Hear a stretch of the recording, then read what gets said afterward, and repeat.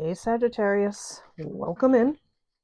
Today's reading, we're going to title it, What Are You Feeling But Won't Admit to Yourself? That's a good one. Let's ask. What are you feeling but you won't admit to yourself? And no, this isn't because you're unaware. It's because admitting would probably slow you down. Okay, so this is a general reading for Sagittarius, Sun, Moon, and Rising Venus. As always, take what resonates and leave the rest. And if you already know what this is about, yeah, then that's exactly what it's about, and it's just reinforcement. Okay, so we're going to begin. I'm going to get right into it, Sag. Why the hell not, right? Why the hell not? What's the message? Huh? Okay, the moon. This is Pisces energy. So this card appears when emotions are present but unprocessed. All right, and we all know what that means. If you don't process emotion, it could lead you down a very dark path. Okay. You're feeling uncertainty, not fear, maybe just restlessness. Okay. So the truth you're avoiding is this, okay? You don't feel grounded where you are anymore. So wherever you are right now in life, you don't feel grounded. And no, Sagittarius, changing your location, haircut, or playlist won't fix this, okay?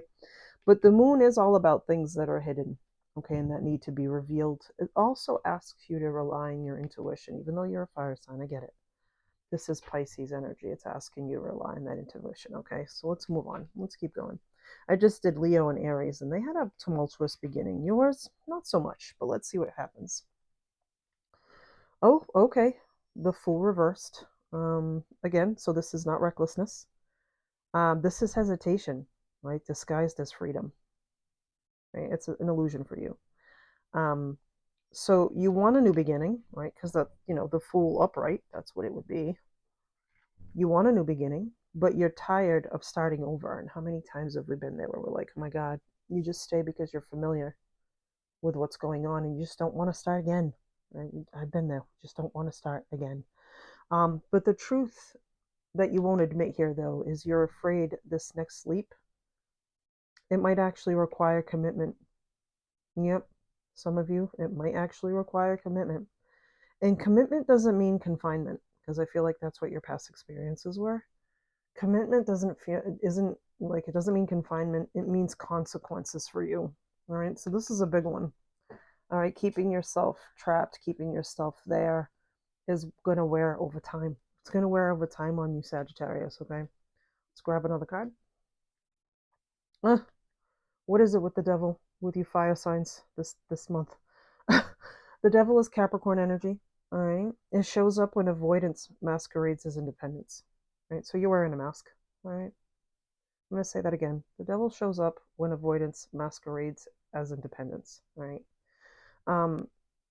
You're attached to keeping options open, which what the devil card always does, even when some of those options no longer inspire you.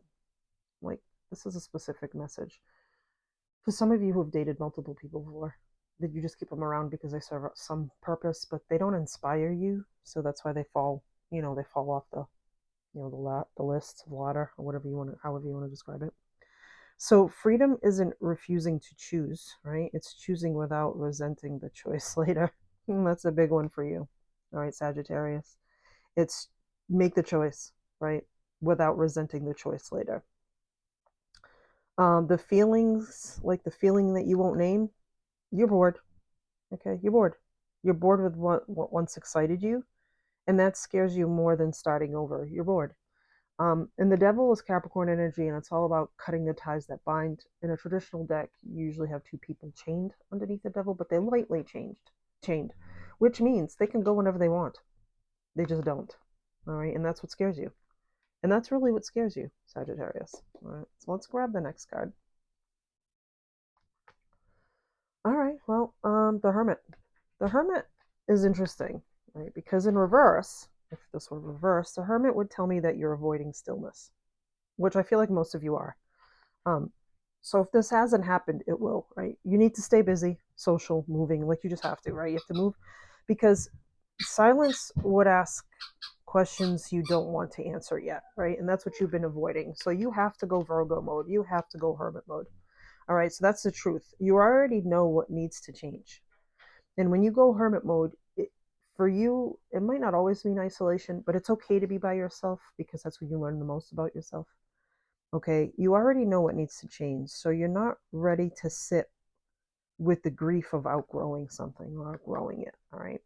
Because a loss is a loss, however we cut it, right? A loss is a loss. Um, and the thing about the hermit is it makes you slow down. It's like, you know what, we have to stop.